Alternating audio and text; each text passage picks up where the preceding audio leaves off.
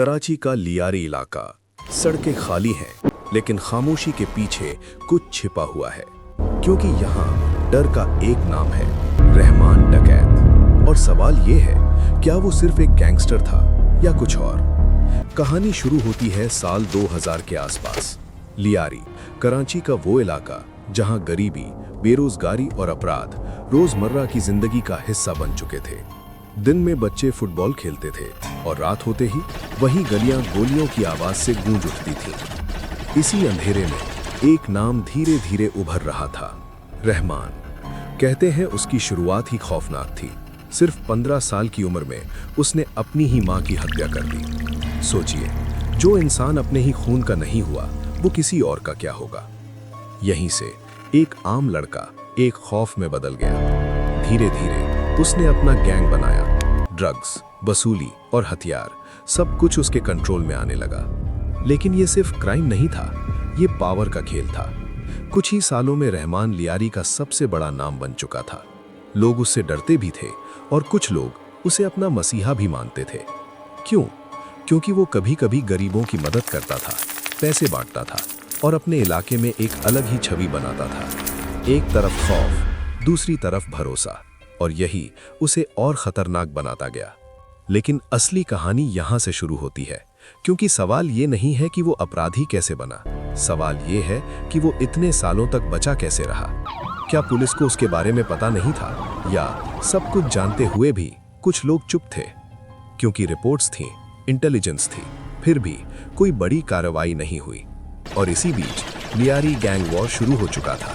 एक तरफ रहमान का गैंग, दूसरी तरफ उसके दुश्मन।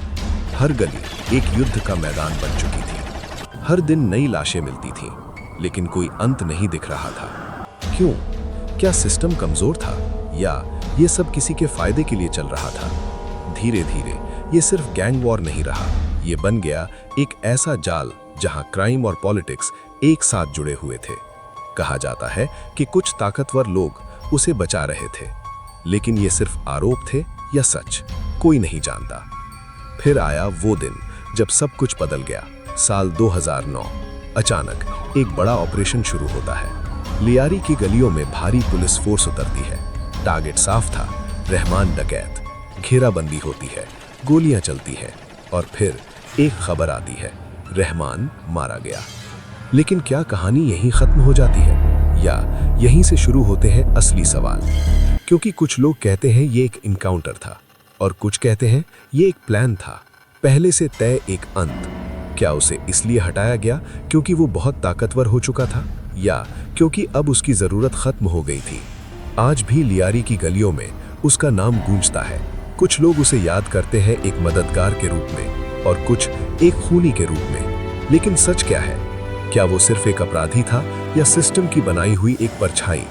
और सबसे बड़ा सवाल, अगर उस वक्त सही समय पर कदम उठाया जाता तो क्या इतनी जानें बचाई जा सकती थीं? शायद। लेकिन अब ये सवाल सिर्फ सवाल बनकर रह गए हैं, क्योंकि लियारी की उन अंधेरी गलियों में आज भी सच पूरी तरह सामने नहीं आया।